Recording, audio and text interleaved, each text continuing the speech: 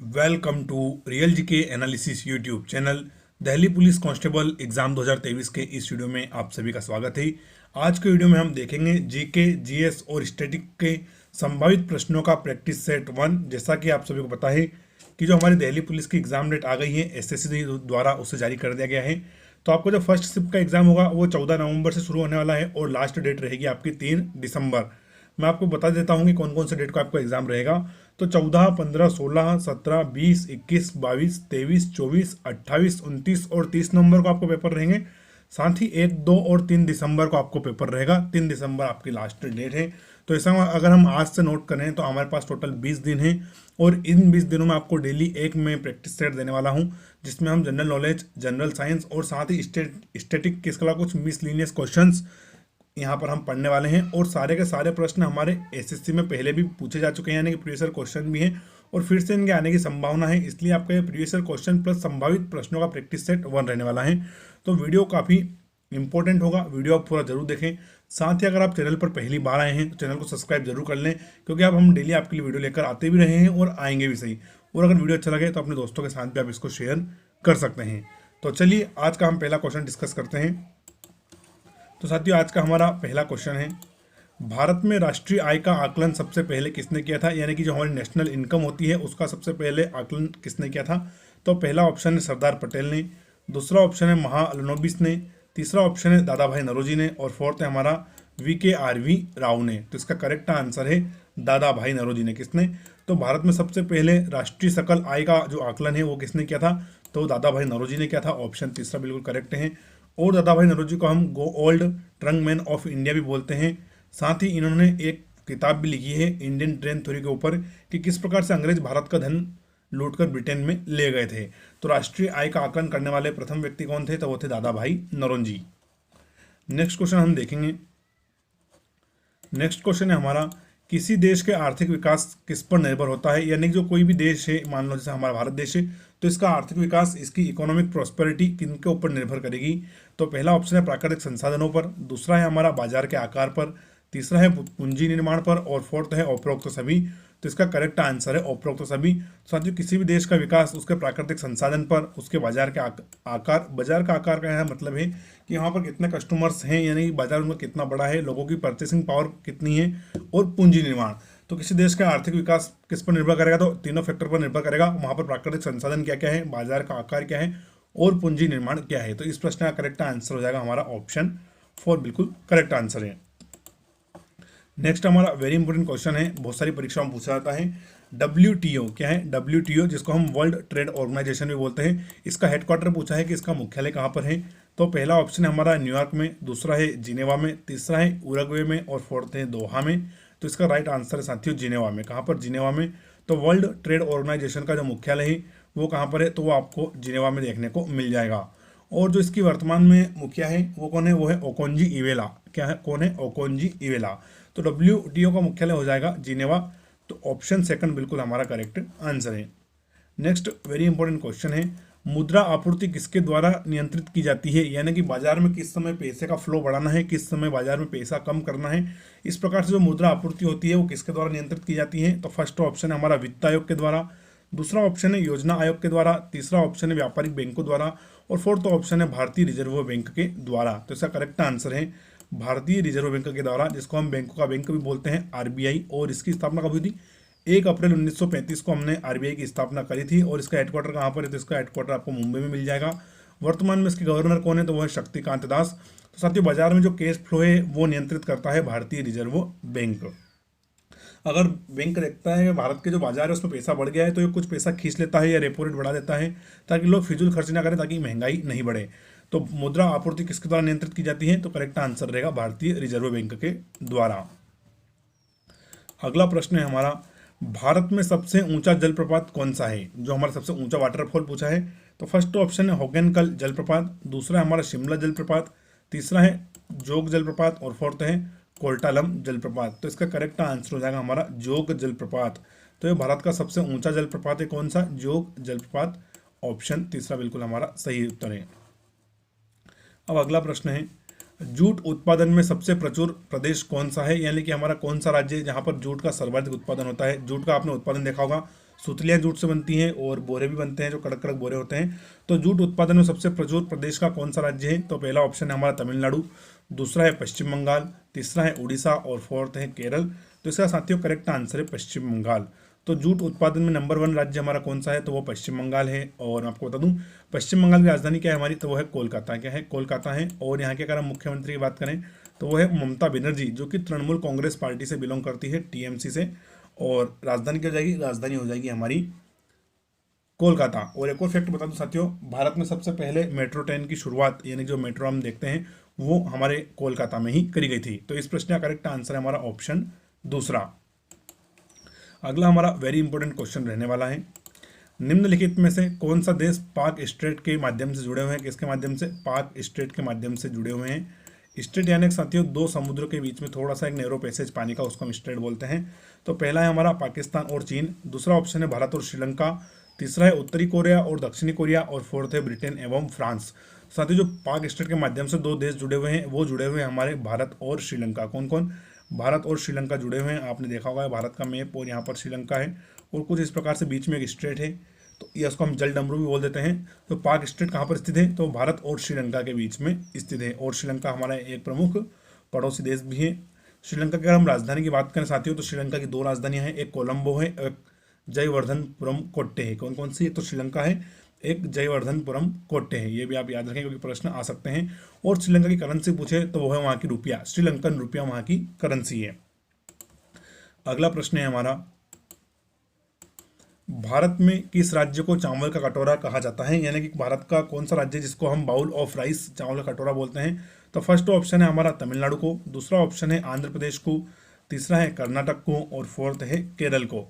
तो साथियों इसका करेक्ट आंसर है हमारा आंध्र प्रदेश। क्या है? आंध्र प्रदेश। तो जो आंध्र प्रदेश राज्य है हमारा, इसको हम धान का कटोरा या चावल का कटोरा बोलते हैं। तो ऑप्शन दूसरा बिल्कुल हमारा करेक्ट है। और आंध्र प्रदेश साथियों एक ऐसा राज्य है जो अपनी राजधानी को लेकर काफ़ी कंफ्यूज है। बीच में इन्होंने 5 राजधानी प्रपोज करी, फिर 3 करी और अभी तक इनका राजधानी का फिक्स नहीं हुआ है। तो इनकी राजधानी विशाखापट्टनम भी हम बोल सकते हैं। और यहाँ के अगर मुख्यमंत्री हम बात करें तो वो है जगन मोहन रेड्डी। कौन है यहाँ के मुख्यमंत्री? हैं जगन मोहन रेड्डी। चलिए अगला प्रश्न देखते हैं हम। अगला प्रश्न है, पहली बार परमाणु बम कहाँ फेंका गया था? यानी कि फर्स्ट टाइम परमाणु बम को कहाँ पर फेंका गया था? तो अगला फर्स्ट ऑप्शन है हमारा नागासाकी, दूसरा ऑप्शन है हमारा हांगकांग, तीसरा है टोक्यो और फोर्थ है हिरोशिमा। क्या है? हिरोशिमा। तो साथियों इसका करेक्ट आंसर हो जाएगा, पहली बार परमाणु बम फेंका गया था हिरोशिमा पर। किस पर? हिरोशिमा पर। और ये किस देश में? तो जापान का एक शहर है। किसका? जापान का, जहाँ पर सबसे पहले अमेरिका द्वारा, यूनाइटेड स्टेट द्वारा परमाणु बम फेंका गया था हिरोशिमा के ऊपर। अच्छा ऐसा प्रश्न में आता है कि जो बम फेंका गया था उसका नाम क्या था? तो उसका साथियों नाम था लिटिल बॉय। क्या था? Little boy. 2 बम फेंके गए थे वहां पर। एक, चलिए थोड़ा विस्तार से बताता हूँ। वहाँ पर एक तो 6 तारीख को और एक 9 तारीख को 2 बम फेंके गए थे। तो जो हमारा 6 तारीख को बम फेंका गया था वो फेंका गया था हिरोशिमा के ऊपर और उसका नाम था लिटिल बॉय। दूसरा बम फेंका गया था नागासाकी के ऊपर। किसके ऊपर? नागासाकी के ऊपर, और उसका नाम था फैदमैन। क्या है? फैदमैन। यहाँ पर मैं लिख देता हूँ, थोड़ा सा लिखने में नहीं आ रहा है, फैदमैन। तो हिरोशिमा तो लिटिल बॉय और नागासाकी को फैदमैन। तो इसका करेक्ट आंसर क्या है? करेक्ट आंसर हमारा ऑप्शन 4 हिरोशिमा पर सबसे पहले परमाणु बम फेंका गया था। अब अगला है हमारा, ओजोन परत कहाँ पर पाई जाती है? ओजोन परत O3, जो कि पृथ्वी पर पराबैंगनी किरणें आने से रोकती है, जिससे हमें चर्म रोग वगैरह नहीं होता है, कैंसर का खतरा टल जाता है हमारा। तो ओजोन परत कहाँ पर पाई जाती है? तो फर्स्ट ऑप्शन है आयन मंडल में, दूसरा ऑप्शन है बाह्य मंडल में, तीसरा है समताप मंडल में और फोर्थ ऑप्शन है समताप मंडल में। ये सॉरी शोभ मंडल है ना, शोभ मंडल। और फोर्थ ऑप्शन है हमारा समताप मंडल। तो इसका करेक्ट आंसर है साथियों समताप मंडल। तो जो ओजोन परत पाई जाती है वो कहाँ पर पाई जाती है? तो स्ट्रेटोस्फीयर या समताप मंडल में पाई जाती है। तो ऑप्शन 4 बिल्कुल करेक्ट आंसर है। और सबसे पहले जो ओजोन परत में छिद्र हुआ था वो कहाँ पर? 1985 में अंटार्कटिका में खोजा गया था। कहाँ पर? 1985 में उसको अंटार्कटिका में देखा गया था। बाद में उसको साइंटिस्ट ने रिफिल भी कर दिया है। तो ओजोन परत कहाँ पर पाई जाती है? तो समताप मंडल में पाई जाती है। ऑप्शन 4 बिल्कुल हमारा करेक्ट आंसर है। नेक्स्ट वेरी इंपॉर्टेंट क्वेश्चन है, महात्मा गांधी का राजनीतिक गुरु कौन था? साथियों महात्मा गांधी जो हमारे देश के फ्रीडम फाइटर तो थे ही, साथ में इनको हमने हमारे जो राष्ट्रपिता का दर्जा भी दे रखा है। तो इनसे जुड़े हुए प्रश्न आपको परीक्षा में बहुत बार देखने को मिलेंगे। एसएससी इनसे जुड़ा हुआ एक न एक प्रश्न अपनी प्रत्येक शिफ्ट में जरूर पूछता है। जैसे महात्मा गांधी साउथ अफ्रीका से कब आए, महात्मा गांधी ने कौन से आंदोलन में भाग लिया, इनके माताजी का नाम, इनके पिताजी का नाम। एक इजी क्वेश्चन है लेकिन फिर भी आपसे परीक्षा में पूछा जाता है। गोलमेज सम्मेलन में कौन, राउंड टेबल में कब किसने बात करी, ऐसे प्रश्न आपको लगातार देखने को मिल जाएंगे। तो प्रश्न है हमारा कि महात्मा गांधी का राजनीतिक गुरु कौन था। तो फर्स्ट ऑप्शन हो जाएगा अरविंद घोष, सेकंड है गोपाल कृष्ण गोखले, तीसरा है हमारा बाल गंगाधर तिलक और फोर्थ है लाला लाजपत राय। तो इसका करेक्ट आंसर साथियों गोपाल कृष्ण गोखले। क्या है? गोपाल कृष्ण गोखले। तो महात्मा गांधी का राजनीतिक गुरु कौन थे? तो वो थे गोपाल कृष्ण गोखले जी। तो ऑप्शन दूसरा बिल्कुल करेक्ट आंसर है। और जो साउथ अफ्रीका से महात्मा गांधी का 9 जनवरी के दिन आए थे और तब से हम प्रतिवर्ष क्या मनाते हैं, 2 वर्ष में प्रवासी भारतीय दिवस मनाते हैं, क्योंकि इस दिन महात्मा गांधी साउथ अफ्रीका से भारत आए थे। तो महात्मा गांधी का राजनीतिक गुरु कौन है? तो वो है गोपाल कृष्ण गोखले जी। ऑप्शन सेकंड बिल्कुल हमारा करेक्ट आंसर है। अब अगला प्रश्न है डेसिबल शब्द किससे संबंधित है? क्या है जो डेसिबल शब्द है ये किससे संबंधित है? तो फर्स्ट ऑप्शन है वायु से, दूसरा है भूमि से, तीसरा है हमारा ध्वनि से और फोर्थ है जल से। तो आप सभी को पता ही होगा कि जो डेसिबल शब्द है हमारा ये ध्वनि से है। क्या है? तो ध्वनि की इकाई नापने का एक वो है पैमाना है डेसिबल। इसको हम ऐसे डीबी से करते हैं प्रेजेंट, ये डी और बी, डीबी। तो इससे हम क्या करते हैं, ध्वनि मापते हैं। यानी कि जो ध्वनि है डीजे बज रहा है ये 20 डेसिबल से कम बज रहा है, 100 डेसिबल, 200 डेसिबल। तो डेसिबल क्या है? डेसिबल ध्वनि मापने की एक इकाई है। तो ऑप्शन तीसरा बिल्कुल हमारा करेक्ट आंसर हो जाएगा। अगला क्वेश्चन है वेरी इंपॉर्टेंट क्वेश्चन, अंग महाजनपद की राजधानी कहाँ पर थी? जो अंग महाजनपद था, आप पता होगा मौर्य काल के बाद 16 महाजनपद आ गए थे। तो अंग महाजनपद की राजधानी कहाँ पर थी? तो पहला है वैशाली में, दूसरा है कौशाम्बी में, तीसरा है श्रावस्ती में और फोर्थ है चंपा में। तो राइट आंसर है साथियों चंपा। क्या है? तो जो अंग महाजनपद था हमारा वो उसकी राजधानी क्या थी? उसकी राजधानी थी चंपा। और साथियों आपको बता दूं उस समय लोकतंत्र हुआ करता था वैशाली। ये प्रश्न भी एसएससी द्वारा पूछा गया है। यहाँ पर हम देख लेते हैं कि 16 महाजनपद काल में से कौन सा था जो लोकतंत्र हुआ करता था, यानी कि वहां पर राजा का चुनाव डेमोक्रेसी चुनाव के माध्यम से होता था, तो वो वैशाली थी। लेकिन जो हमारा ये प्रश्न है कि अंग महाजनपद की राजधानी क्या है, तो इसका करेक्ट आंसर है ऑप्शन 4 चंपा। ऑप्शन 4 बिल्कुल आप इसको याद रखेंगे। और अगर वीडियो अच्छा लग रहा है तो इसको शेयर करें और पहली बार आए हैं तो चैनल को सब्सक्राइब भी जरूर करें। अब नेक्स्ट वेरी इंपॉर्टेंट क्वेश्चन है शांत घाटी, जिसको हमने बहुत ज़्यादा किताबों में पढ़ा है साइलेंट वैली के नाम से। किसके नाम से? साइलेंट वैली के नाम से पढ़ा है। यहाँ पर इन्होंने हिंदी में लिख दिया शांत घाटी। तो ये किस राज्य में है? तो फर्स्ट ऑप्शन है असम में, दूसरा है केरल में, तीसरा है अरुणाचल प्रदेश में और फोर्थ है तमिलनाडु में। तो साथियों शांत घाटी है हमारे केरल राज्य में। कहाँ पर? केरल राज्य में। तो इसका करेक्ट आंसर है ऑप्शन दूसरा। केरल की हम बात करें तो इसकी राजधानी है तिरुवनंतपुरम और यहाँ के मुख्यमंत्री है पिनरई विजयन। और केरल को हम क्या बोलते हैं? मसालों का बगीचा भी बोलते हैं। तो ऑप्शन दूसरा बिल्कुल हमारा करेक्ट आंसर हो जाएगा। नेक्स्ट क्वेश्चन है सुनामी का मुख्य कारण क्या है? जो सुनामी आती है उसका मुख्य कारण क्या है? तो फर्स्ट ऑप्शन है चक्रवात, दूसरा है ज्वालामुखी, तीसरा है चंद्रमा का आकर्षण और फोर्थ है समुद्री सतह पर भूकंप का आना। तो साथियों जो हमारी सुनामी आती है उसका मुख्य कारण यही है कि समुद्री सतह पर भूकंप आना। जो समुद्र की सतह यानी जो समुद्र का तल है वहां पर भूकंप आ जाता है। एक तो भूकंप से डैमेज होता है और फिर बड़ी बड़ी लहरें उठकर शहर को टच करती है और काफ़ी ज़्यादा डिजास्टर पैदा करती है। तो सुनामी का मुख्य कारण क्या है? तो वो है समुद्री सतह पर भूकंप आना। तो ऑप्शन 4 बिल्कुल करेक्ट आंसर है। और एक प्राकृतिक आपदा है। सुनामी क्या है? प्राकृतिक आपदा है। अगला क्वेश्चन है वेरी इंपॉर्टेंट क्वेश्चन, भारत में केंद्रीय औषधि अनुसंधान संस्थान कहाँ पर स्थित है? ऐसे प्रश्न आते हैं। केंद्रीय औषधि अनुसंधान संस्थान कहाँ पर स्थित है? तो पहला है दिल्ली में, दूसरा है लखनऊ में, तीसरा है बेंगलोर में और फोर्थ है पहला है दिल्ली में, दूसरा है लखनऊ में, तीसरा है चेन्नई में और फोर्थ है बेंगलोर में। तो इसका राइट आंसर है हमारा लखनऊ में। तो केंद्रीय औषधीय अनुसंधान संस्थान कहाँ पर स्थित है? तो ये लखनऊ उत्तर प्रदेश में हमें देखने को मिलेगा। और उत्तर प्रदेश की राजधानी भी क्या है? वो लखनऊ ही है। और मुख्यमंत्री कौन है यहाँ के? योगी आदित्यनाथ हैं। आप सभी को पता ही होगा। और साथियों जब हमारा CISF हेड कांस्टेबल का एग्जाम हुआ था उस समय मैंने एक पूरे भारत में जितने भी अनुसंधान संस्थान हैं उनके ऊपर वीडियो बनाया था। तो उसका लिंक मैं आपको कमेंट में और डिस्क्रिप्शन बॉक्स दोनों में दे दूंगा। वहाँ पर आपको भारत के जितने भी प्रमुख संस्थान हैं एक साथ देखने को मिल जाएंगे। उनको आप इस वीडियो को देख सकते हैं। वो हमने हालांकि CISF एग्जाम के टाइम बनाया था, लेकिन आपको अब भी इतना ही प्रासंगिक है, आप भी इतना ही काम का है, तो उसको भी आप एक बार जरूर देखिएगा।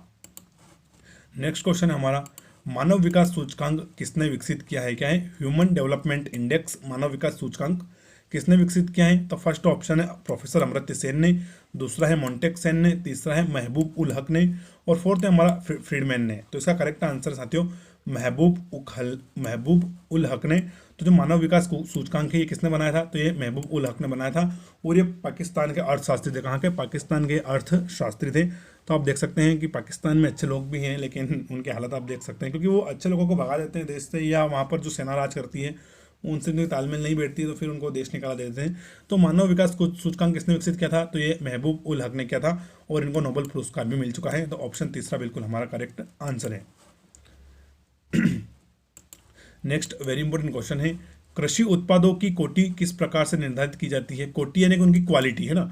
तो कृषि उत्पादों की क्वालिटी किस प्रकार निर्धारित की जाती है? तो पहला है आईएसआई मार्क द्वारा, फिर है हरित उत्पाद के मार्क द्वारा, तीसरा है एग मार्क के द्वारा और फोर्थ है पारिस्थितिक उत्पाद के द्वारा। तो साथियों इसका करेक्ट आंसर हमारा ऑप्शन तीसरा, एग मार्ग के द्वारा। क्या है? एग मार्ग के द्वारा।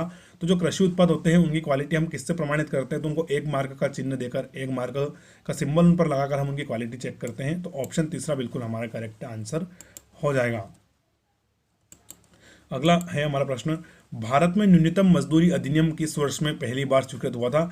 यानी कि न्यूनतम मजदूरी अधिनियम का मतलब है कि इतने काम के लिए आपको इतना पैसा तो देना ही पड़ेगा, यही हमारा न्यूनतम मजदूरी अधिनियम है। तो एक सबसे पहले किस वर्ष हमने स्वीकृत किया था? तो पहला ऑप्शन 1947, दूसरा है 1948, तीसरा है 1950 और फोर्थ है 1951। तो इसका राइट आंसर है 1948। 1948 में साथियों भारत में पहली बार न्यूनतम मजदूरी अधिनियम पारित किया गया था। तो ऑप्शन सेकंड बिल्कुल हमारा करेक्ट आंसर है। अगला प्रश्न है, इंसुलिन का आविष्कार किसने किया था? किसका जो इंसुलिन होती है जो कि हमें मधुमेह रोग में काम आती है, तो इसका आविष्कार किसने किया था? तो फर्स्ट ऑप्शन है एडवर्ड जेनर ने, दूसरा है एफ बांटिंग ने, तीसरा है एस ए वैक्समैन ने और फोर्थ है रोनाल्ड रास ने। तो इसका राइट आंसर है एफ बांटिंग ने। किसने? एफ बांटिंग। तो इंसुलिन का आविष्कार किसने किया है? वो क्या है? एफ बांटिंग ने। ऑप्शन दूसरा बिल्कुल करेक्ट आंसर है। अगला प्रश्न है, अमेरिका की खोज किसने करी थी? किसकी? अमेरिका की खोज किसने की थी? तो ऑप्शन देखते हैं, वास्को डिगामा ने, दूसरा है अमूद हसेन ने, तीसरा है कैप्टन कुक ने और फोर्थ है कोलंबस ने। तो जो अमेरिका की खोज हुई थी वो हुई थी कोलंबस ने। किसने? कोलंबस ने। खोज का मतलब ये नहीं होता है कि जमीन में अमेरिका गड़ा हुआ था और उसको निकाल दिया। खोज का मतलब होता है कि पहले से एक भूभाग बसा हुआ था, वहाँ पर लोग भी रहते थे, लेकिन कोई दूसरे महाद्वीप का व्यक्ति पहली बार अमेरिका पर गया था। तो वो कौन गया था? वो कोलंबस गया हुआ था। तो अमेरिका की खोज किसने करी है? ऑप्शन फोर, कोलंबस ने करी है। जैसे कि भारत की खोज बोलते हैं वास्को डिगामा ने करी है, तो कोई भारत जमीन के अंदर नहीं गड़ा हुआ था, उसने आगे खोदा। भारत पहले से था, बस ये दूसरे महाद्वीप से अपने भारत महाद्वीप आया हुआ था, भारत देश आया हुआ था, इसको खोज बोलते हैं। अगला है, नासिक किस नदी के किनारे स्थित है? जो नासिक शहर है हमारा, जहाँ पर त्र्यंबकेश्वर महादेव का प्रमुख ज्योतिर्लिंग भी है, तो ये किस नदी के किनारे पर स्थित है? तो फर्स्ट ऑप्शन है महानदी, दूसरा है हमारा गोदावरी, तीसरा है कृष्णा नदी और फोर्थ ऑप्शन है ताप्ती नदी। तो इसका प्रमुख आंसर हो जाएगा गोदावरी नदी। तो जो नासिक है साथियों किस नदी के किनारे पर स्थित है? ये गोदावरी नदी के किनारे पर स्थित है। और जो हमारी गोदावरी नदी है ईस्ट फ्लोइंग रिवर है, यानी कि पश्चिम से पूर्व की ओर बहती है। तो ऑप्शन दूसरा बिल्कुल हमारा करेक्ट आंसर हो जाएगा।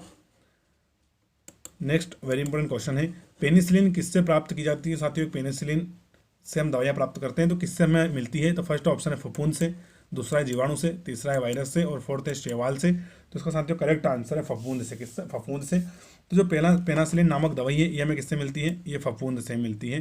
तो कभी कभी फफूंद भी हमारे लिए उपयोगी हो जाती है। तो ऑप्शन एक बिल्कुल करेक्ट आंसर है। अगला प्रश्न है, पित्त का स्रोत क्या है? यानी जो हमारा पित्तरस है, जो पित्ताशय की थैली में रहता है, उसका स्रोत क्या है? वो कहाँ पर रहता है?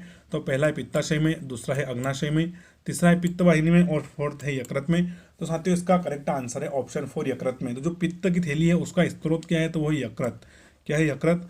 आपने कभी देखा हो तो इस प्रकार का हमारा जैसा लीवर होता है, रफ डायग्राम है, ये हमारा ऐसा थोड़ा लीवर होता है, थोड़ा सा गंदा बन गया है, और यहाँ पर इसमें छोटी सी पित्त की थैली भी जुड़ी होती है इस प्रकार से। तो पित्त का स्रोत क्या है? तो वो हमारा यकृत है। तो ऑप्शन फोर बिल्कुल इसका करेक्ट आंसर हो जाएगा। डायग्राम वैसे मैंने बहुत गंदा बनाया है। अब अगला प्रश्न है हमारा, निम्नलिखित में से कौन सा प्रक्षेपात्र यानी कि मिसाइल है ना इंग्लिश में, तो निम्नलिखित में से कौन सा मिसाइल भूमि से वायु में जाने वाला मिसाइल है? यानी कि ये अर्थ टू एयर वार करता है, तो वो कौन सा मिसाइल है? तो पहला ऑप्शन है त्रिशूल, दूसरा है अग्नि, तीसरा है ब्रह्मोस और फोर्थ ऑप्शन है सागरिका। तो साथियों अर्थ टू एयर जो हमारा मिसाइल है वो है त्रिशूल। क्या है? त्रिशूल। तो इसका करेक्ट आंसर होगा ऑप्शन एक। तो भूमि से वायु में वार करने वाला मिसाइल कौन सा है? तो ऑप्शन एक बिल्कुल याद रखेंगे आप, त्रिशूल मिसाइल है।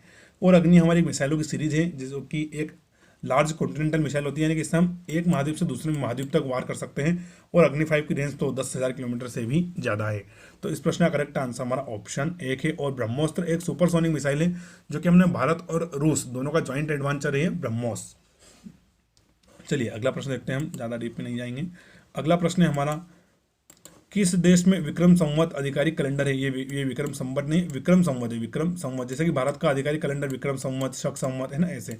तो किस जो देश है हमारा, कौन सा देश है जिसका आधिकारिक कैलेंडर क्या है? विक्रम संवत है, जो कि सम्राट विक्रमादित्य ने चलाया था।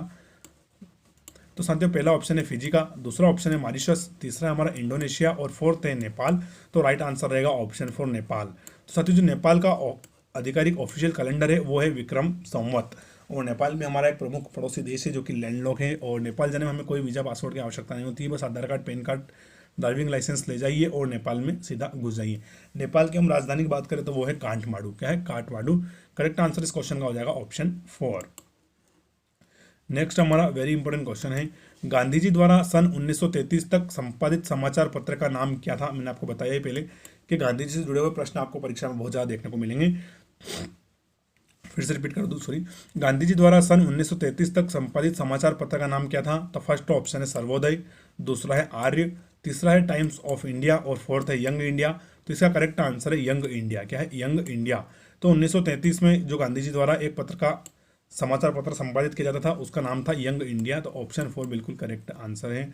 और साथियों, आप पहली बार अगर चैनल पर आए हैं तो प्लीज़ आप हमारे चैनल को सब्सक्राइब जरूर करें, और अगर वीडियो अच्छा लगे तो इसको लाइक करके अपने दोस्तों के साथ भी शेयर कर दें। अब मैं डेली आपके लिए ऐसे ही प्रैक्टिस सेट लेकर आऊँगा, और आप सभी को मैं हर प्रश्न के साथ कुछ एक्स्ट्रा फैक्ट बताता हूँ। तो हम 50 प्रश्न के माध्यम से कम 100 या 150 प्रश्न डेली पढ़ लेते हैं। तो बस आप थोड़ा सा हमारे चैनल को प्यार दें, इसको सब्सक्राइब करें और शेयर करें। बाकी कंटेंट हम आपके लिए ऐसा ही लेकर आते रहेंगे। अब अगला प्रश्न है हमारा, भारत सेवक समाज की स्थापना किसने करी थी? किसकी? भारत सेवक समाज की स्थापना किसने करी थी? तो फर्स्ट ऑप्शन है बाल गंगाधर तिलक ने, दूसरा है हमारा गोपाल कृष्ण गोखले जी ने, तीसरा है सुरेंद्रनाथ बनर्जी ने, और फोर्थ है दादा भाई नौरोजी ने। तो इसका साथियों करेक्ट आंसर है गोपाल कृष्ण गोखले ने, जो कि हमारे महात्मा गांधी के राजनीतिक गुरु भी थे। इन्होंने किसकी स्थापना करी थी? इन्होंने भारत सेवक समाज की स्थापना करी थी। तो ऑप्शन दूसरा बिल्कुल हमारा करेक्ट आंसर हो जाएगा।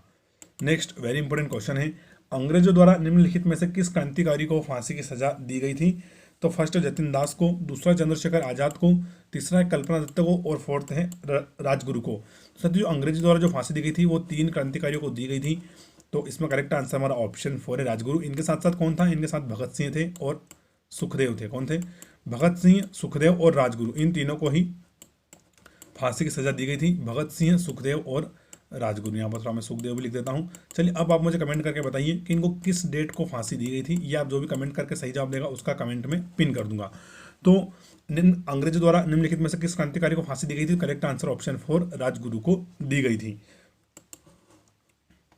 नेक्स्ट हमारा क्वेश्चन है, मोती मस्जिद निम्नलिखित में से किस नगर में स्थित है? कौन सी मस्जिद? मोती मस्जिद।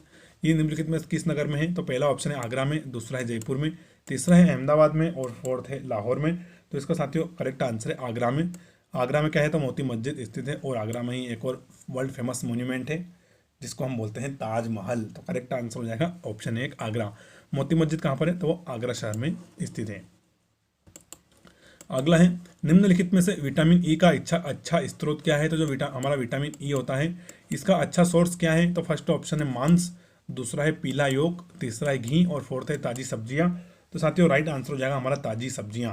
तो जो विटामिन ई का अच्छा सोर्स क्या है? तो वो हमारी ताजी सब्जियां हैं। तो कोई भी जो फ्रेश वेजिटेबल्स होती हैं उनको खाइए और विटामिन ई की कमी दूर करिए। बाकी विटामिन ई को हम जवान रहने का विटामिन भी बोलते हैं, क्योंकि साथियों विटामिन ई से ही हमारे ना तो बाल झड़ते हैं और हमारी जो स्किन है वो बिल्कुल कसी हुई रहती है, टाइट रहती है, मतलब वो झुलती नहीं है। तो इसलिए हम विटामिन ई को जवानी का विटामिन भी बोलते हैं। अब अगला प्रश्न है, वो प्रथम महिला कौन थी जिसने 7 प्रमुख सागर तैर कर पार किए थे? तो फर्स्ट ऑप्शन है चांदनी, दूसरा है हमारा बुला चौधरी, तीसरा है मृदुला राजीव, और फोर्थ ऑप्शन है प्रिया शानभाग। तो इसका करेक्ट आंसर है बुला चौधरी। तो साथियों बुला चौधरी वो प्रथम महिला थी जिन्होंने जो हमारे प्रमुख 7 सागर हैं उनको तैर कर पार किया था। तो ऑप्शन दूसरा बिल्कुल हमारा करेक्ट आंसर हो जाएगा। बुला चौधरी जी को आप बिल्कुल याद रखेंगे। अगला वेरी इजी लेकिन वेरी इंपॉर्टेंट क्वेश्चन है, मानव शरीर में कुल कितनी हड्डियां होती हैं? आप सभी को पता होगा कि हमारे मानव शरीर में कुल 206 हड्डियां होती है। कितनी? 206 हड्डियां हमारे होती हैं, और सभी को पता है, लेकिन ये प्रश्न फिर भी आपको बार बार परीक्षा में देखने को मिलता है। जैसे कि वेरी इजी क्वेश्चन है, विश्व पर्यावरण दिवस कब मनाया जाता है? 5 जून को मनाया जाता है, लेकिन ये क्वेश्चन भी आपको हर परीक्षा में देखने को मिल जाता है। तो ऐसा ही साथियों ये है, कभी कभी बहुत ज़्यादा इजी क्वेश्चन आते हैं। तो मानव शरीर में कुल कितनी हड्डियां होती है? 206 हड्डियां होती हैं। ऑप्शन 1 बिल्कुल करेक्ट आंसर है हमारा। चलिए अगला क्वेश्चन देखेंगे अब हम। अगला है, राष्ट्रीय आय किससे निर्मित होती है? यानी जो हमारी नेशनल इनकम है वो किससे बनती है? तो पहला ऑप्शन है किसी धन उत्पादक गतिविधि द्वारा। अब धन उत्पादक गतिविधि का मतलब है कि राष्ट्रीय आय दिखाना था, आपने बहुत सारे नोट छाप लिए, लेकिन ये गलत तरीका है। फिर दूसरा है किसी श्रमशील गतिविधि द्वारा, तीसरा है किसी लाभकारी गतिविधि द्वारा, और फोर्थ है किसी उत्पादक गतिविधि द्वारा। तो साथ ही जो राष्ट्रीय आय बनती है हमारी वो बनती है किसी उत्पादक गति के द्वारा, यानी कि हम देश में प्लांट खोलें, मैन्युफैक्चर करें, फिर उनको हम या तो इंडिया में ही बेचें या बाहर बेचें, यानी कि उनको विदेशों में सेल करें। तो राष्ट्रीय आय किससे निर्मित होती है? तो वो किसी उत्पादक गतिविधि के द्वारा ही हमारी राष्ट्रीय आय निर्मित होती है। तो ऑप्शन 4 बिल्कुल हमारा करेक्ट आंसर है। अगला प्रश्न है हमारा, उस विटामिन का नाम बताइए जो कि किसी मांसाहारी भोजन में हमें नहीं मिलता है, यानी कि किसी भी नॉन वेजिटेरियन फूड में हमें वो विटामिन देखने को नहीं मिलेगा। तो फर्स्ट ऑप्शन है विटामिन B12, सेकंड ऑप्शन है विटामिन C, थर्ड ऑप्शन है विटामिन D और फोर्थ ऑप्शन है विटामिन K। तो इसका राइट आंसर है साथियों हमारा विटामिन D। तो जो विटामिन D है ये हमें नॉन वेजिटेरियन फूड में नहीं देखने को मिलता है। तो प्रश्न है कि उस विटामिन का नाम बताइए जो किसी भी मांसाहारी भोजन में नहीं मिलता। तो करेक्ट आंसर हो जाएगा ऑप्शन तीसरा विटामिन D। अगला प्रश्न देखते हैं, चलिए। अगला प्रश्न है, मानव शरीर का सबसे बड़ा अंग कौन सा है। तो जो हमारा मानव शरीर है उसका सबसे बड़ा अंग कौन सा है। तो पहला ऑप्शन है हमारा हृदय, दूसरा है यकृत, पहला है हृदय, दूसरा ऑप्शन है हमारा मस्तिष्क, तीसरा है यकृत और फोर्थ है गुर्दा। तो इसका राइट आंसर है साथियों यकृत। तो मानव शरीर का सबसे बड़ा अंग कौन सा हो जाएगा, वो हमारा लीवर हो जाएगा, यकृत हो जाएगा और लीवर। और जो हमारा लीवर साथियों, इसकी एक ऐसी खासियत है कि जो भी हम जो चीज़ कंज्यूम करते हैं जिसको हमारा आमाशय नहीं पचा पाता है, छोटी आंत बड़ी आंत नहीं पचा पाती है, उसको डायरेक्ट यकृत बोलता है, लीवर बोलता है कि भाई आने दे, इसको मैं पचाऊंगा। जैसे कि मान लो किसी व्यक्ति ने पॉइजन खा लिया है तो वो फिर आंतों में नहीं पचता है तो सीधे लीवर में पहुंच जाता है, लीवर उसको पचाने की कोशिश करता है। मान लो किसी को सांप ने काट लिया है तो उसका जहर डायरेक्ट लीवर अपने पास रख लेता है और लीवर उसको पचाने की कोशिश करता है, और जब नहीं पचा पाता है तो फिर हमारा ऑर्गन फेलियर शुरू हो जाता है। तो करेक्ट आंसर हो जाएगा ऑप्शन तीसरा। अब अगला प्रश्न है हमारा, वाहनों के अग्रदीप यानी जो हमारे हेडलाइट होते हैं, क्या बोला अग्रदीप तो वाहनों के अग्रदीप यानी कि हेडलाइट में किस प्रकार के दर्पण का हम इस्तेमाल करते हैं। तो जो वाहन के हेडलाइट्स होते हैं उनमें हम कौन सा दर्पण इस्तेमाल करते हैं। तो फर्स्ट ऑप्शन है समतल दर्पण, दूसरा है अवतल दर्पण, तीसरा ऑप्शन है उत्तल दर्पण और फोर्थ है परवलयीय दर्पण। तो साथियों राइट आंसर है परवलयीय दर्पण। तो जो हमारे वाहन होते हैं उनकी जो हम हेडलाइट में कांच इस्तेमाल करते हैं वो होता है परवलयीय दर्पण। ऑप्शन 4 बिल्कुल करेक्ट आंसर है। अगला है, किसी तुल्यकाली उपग्रह की पृथ्वी की सतह से ऊंचाई लगभग कितनी होती है। तो जितने भी हमारे उपग्रह होते हैं तुल्यकाली उपग्रह, तो उनकी पृथ्वी की सतह से ऊंचाई लगभग कितनी होती है। फर्स्ट ऑप्शन है पृथ्वी से 36,000 किलोमीटर दूर, दूसरा है 30,000 किलोमीटर दूर, तीसरा है 42,000 किलोमीटर दूर और फोर्थ है इनमें से कोई नहीं। तो साथियों इसका राइट आंसर है 36,000 किलोमीटर दूर। यानी आप देख सकते हैं जो हमारे उपग्रह होते हैं सैटेलाइट्स, उनको कितनी ऊंचाई पर छोड़ा जाता है। तो उनको 36,000 किलोमीटर की ऊंचाई पर छोड़ा जाता है। 36,000 किलोमीटर से लेकर 40,000 किलोमीटर की ऊंचाई के मध्य उनको छोड़ा जाता है। तो करेक्ट आंसर हो जाएगा हमारा ऑप्शन 1। अगला प्रश्न है, किसी बिजली की इस्त्री को गर्म करने के लिए किस धातु का प्रयोग किया जाता है। यानी जो हमारी प्रेस जिसको हम बोलते हैं, तो किसी बिजली की इस्त्री को गर्म करने के लिए किस धातु का हम प्रयोग करते हैं। तो फर्स्ट ऑप्शन है तांबा का, दूसरा है नाइक्रोम का, तीसरा है जस्ता का और फोर्थ ऑप्शन हो जाएगा हमारा टंगस्टन का। तो इसका राइट आंसर है नाइक्रोम। नाइक्रोम का वायर होता है जो कि जो हमारी इस्त्री होती है उसमें नीचे प्लेट में से 2 पत्तियां लगाई जाती है, फिर वो गर्म करते हुए हम कपड़े प्रेस करते हैं। खैर आज तो एडवांस टेक्नोलॉजी काफ़ी ज़्यादा आ गई है, लेकिन ये पुराना हम एक कॉन्सेप्ट देख रहे हैं। तो किसी बिजली की इस्त्री को गर्म करने के लिए किस धातु का प्रयोग करते हैं, तो हम नाइक्रोम के वायर का प्रयोग करते हैं। ऑप्शन दूसरा बिल्कुल हमारा करेक्ट आंसर है। अगला प्रश्न है, सूर्य के सबसे निकट ग्रह कौन सा है। तो सौर मंडल से क्वेश्चन आ गया है कि सूर्य के सबसे निकट ग्रह कौन सा है। तो पहला ऑप्शन देखेंगे हम पृथ्वी, दूसरा है बुध, तीसरा है मंगल और फोर्थ है शुक्र। साथियों राइट आंसर हो जाएगा बुध ग्रह। ये पृथ्वी के सबसे निकट का ग्रह है, कौन सा, बुध ग्रह। और बुध ग्रह को सूर्य की परिक्रमा करने में कितने दिन लगते हैं, 88 दिन। कितने, 88 दिन। जैसे कि हमारे पृथ्वी को कितने 365 दिन लगते हैं ना, ऐसे इसको सिर्फ 88 दिन 88 डेज लगते हैं। तो आप समझ सकते हैं कि सूर्य के कितना निकट है। तो ऑप्शन दूसरा बिल्कुल हमारा करेक्ट आंसर है। अगला प्रश्न है, जंग से बचाने के लिए लोहे से बने पाइप के ऊपर जस्ते की परत चढ़ाने को क्या कहते हैं। क्या है कि जंग से बचाने के लिए लोहे से बने पाइप के ऊपर हम जस्ते की परत चढ़ा देते हैं, उसको क्या बोलते हैं। तो फर्स्ट ऑप्शन है जस्ते की परत चढ़ाना, दूसरा है मिश्र धातु बनाना, तीसरा है वल्कनीकरण और ये सब जस्तीकरण है। क्या है, जस्तीकरण, ईएसडीकरण नहीं है, थोड़ा सा यहाँ पर टाइपिंग मिस्टेक है, वो है जस्तीकरण। देखिए राइटिंग कितनी अच्छी हो गई है धीरे धीरे, ये बिल्कुल माउस से ऐसा लिख दिया। तो जंग से बचाने के लिए हम जो लोहे पर परत बनाते हैं उसको साथियों बोलते हैं जस्तीकरण। क्या बोलते हैं, जस्तीकरण। जो हमारे जैसे मान लो चादर की शीट है, उसको हमने स्टील से चादर बना दिया, फिर उसके ऊपर पूरी जस्ते की परत बना देते हैं, जस्ते की परत, जिससे ऊपर जंग ना लगे। तो ऑप्शन 4 बिल्कुल हमारा करेक्ट आंसर हो जाएगा। लोहे से बने पाइपों को जंग से बचाने के लिए हम किसके परत चढ़ाते हैं, तो हम जस्ते की परत चढ़ाते हैं और इस पूरी प्रक्रिया को हम जस्तीकरण बोलते हैं, या इंग्लिश में कहें तो गैल्वेनाइज, है ना। तो ऑप्शन 4 बिल्कुल हमारा करेक्ट आंसर है। नेक्स्ट क्वेश्चन देखेंगे हम, यूरेनियम विखंडन की सतत प्रक्रिया को जारी रखने के लिए किस कण की जरूरत होती है? जो यूरेनियम विखंडन है उसको उस प्रक्रिया को लगातार बनाए रखने के लिए हमें किस प्रकार के कणों की आवश्यकता होती है? तो फर्स्ट है इलेक्ट्रॉन की, दूसरा है प्रोटॉन की, तीसरा है न्यूट्रॉन की और फोर्थ ऑप्शन है पॉजिट्रॉन की। तो साथियों राइट आंसर है न्यूट्रॉन। किसकी? न्यूट्रॉन। तो यूरेनियम विखंडन की सतत प्रक्रिया को जारी रखने के लिए हमें न्यूट्रॉन की आवश्यकता पड़ती है।